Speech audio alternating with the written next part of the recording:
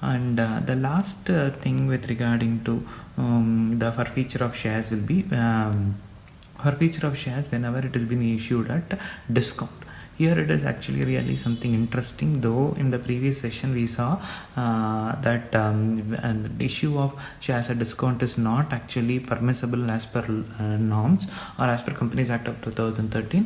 From exam point of view, we are going to look into this problem. But again, it will be quite interesting. How? Let us move on the problem.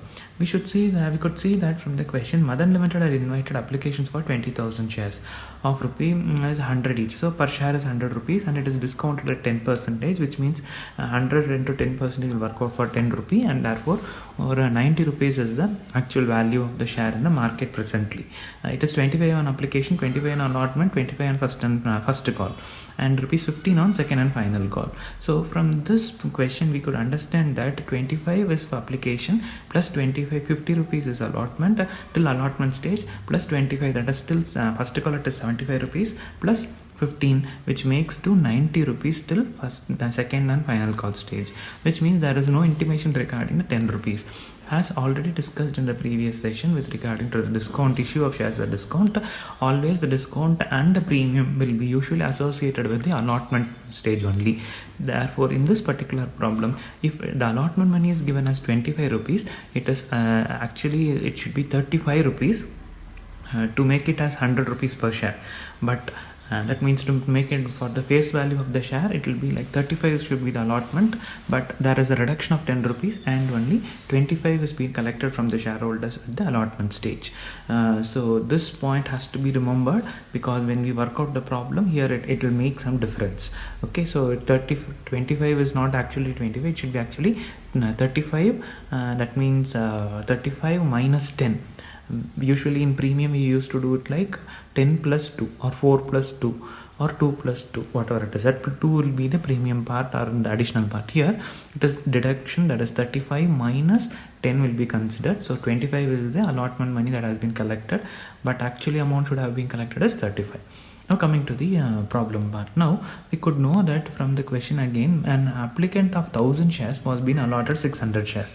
Actually R is an applicant of shares for this Madan Limited. He has applied for 1000 shares, but unfortunately he was being allotted only with 600 shares, and the excess application money was not being refunded to him. Usually recalling the journal entries, the first entry will be bank to share application. Whatever has been allotted, we will be transferring it to share capital. Anything which has been not allotted, that is anything which we are rejecting, we will be refunding it back. So it will be bank to share application will be reverse entry, share application to bank, the amount actually has to be refunded. But in this particular case we are not refunding any amount to the shareholder. Instead the excess application money, whatever has been collected, has been adjusted towards the allotment money. So it is given in the question. Now with that having in mind, we are proceeding with the problem. These shares were he did not pay these shares were forfeited after the first call, because he was a defaulter and he did not pay the first call money, and therefore after first call the shares are being forfeited. Again, point to be noted, share can be forfeited at any stage, not necessarily that it should be forfeited only at the end of all the calls are being made. It can be forfeited after the allotment stage, it can be forfeited after the first call, it can be forfeited after the second call, or it can be forfeited even after the final call if there is any. So it depends upon the company and it depends upon the decisions taken in the company. As far as this problem is concerned, here we are the directors have decided to forfeit the shares immediately after the first call.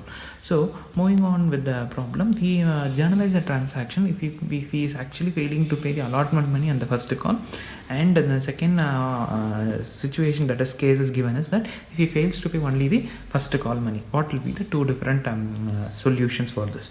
So first let us consider point number 1, wherein we will be looking at the allotment money and the first call has not been paid. Obviously when allotment money is not paid, the shareholder will not be able to pay the first call money. So considering that as the situation, now moving on with the problem. So entry will be share capital account debtor. Previously we saw it is with relating to premium, and therefore the entry will be share premium account debtor. But now we are looking at the problem wherein it is with discount. So to discount on issue of share, to share allotment, that is we are going to split up all the transactions wherein he has not paid the amount. So he has not paid the allotment money, and therefore considering the allotment, he has not paid the first call, and therefore considering the first call to share forfeiture. This share forfeiture will be the amount so far that has been paid by the applicant. So until that we are going to pass the entry. So share capital account debtor to share discount on share issue of share. Usually discount is associated with the allotment. Since he has not paid the allotment money, this has come up here. And then to share allotment, obviously has not paid allotment money. To share first call, as mentioned in the question, he has not paid the first call, and so far the amount recovered from him is a share forfeiture account. Now coming to the amount part. So you keep repeatedly saying understand the journal entry. When you pass the amount, if you have understood, the entry will also be easy for you to remember. So share capital account will be usually with regarding to the full amount that has to be recovered from the shareholder. So company's capital part, that is. So the calculation part, how this 51,000 has come. Amount so far called up is how much? So we know that total face value of the share is 100 rupees. Out of that, discount is given at 10%, which is 10 rupees. Now that issue share price will be 90 rupees per share. So amount so far called up is application 25, allotment is actually 35. That is what we discussed when we were reading the question. So it will be actually 25 plus 10, that makes 35, or in other sense 35 minus 10, so that's why it is 25 given in the question. So but actually the allotment amount should is 35, then first call is 25.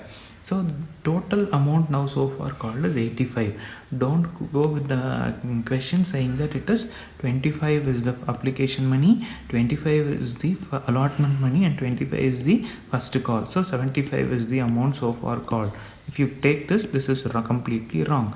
Don't consider this. So the actual amount that has to be considered is the capital part. So the amount that has to be taken up from the shareholder applicant is 85 rupees. So 685, 51,000 rupees has to be actually paid by the shareholder. But what is the amount he has failed to pay? He has failed to pay the allotment money, and allotment money is also associated with the discount. So he has not, therefore obviously the allotment money has to be split up into two categories. One is the discount part, another one is the actual capital part.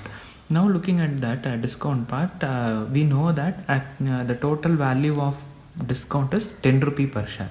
Therefore for 600 shares he would have actually received 6,000 rupees as discount. So that which is not that should have actually been included in the allotment, but there is a discount specifically given in the question, so we are splitting it up into two, just like how we did for premium part. So 6,000 is the discount amount what he has received. Now to share allotment, like previous problem, we could not directly multiply with the share allotment money, because in the question, coming back to the question, the excess application money, why there is a word excess? Because he has applied for 1000 shares, he has been allotted only with 600 shares, which means there is an excess application money he has paid for 400 shares, which normally has to be returned back, but that was not been returned, and the excess money was being utilized, adjusted with what? Allotment money. Now come to the calculation part. Actual amount he has paid is for 1000 shares, for 25,000 rupees he has paid, but actually how much he should have actually paid? Only for 600 shares, so which is 15,000 rupees.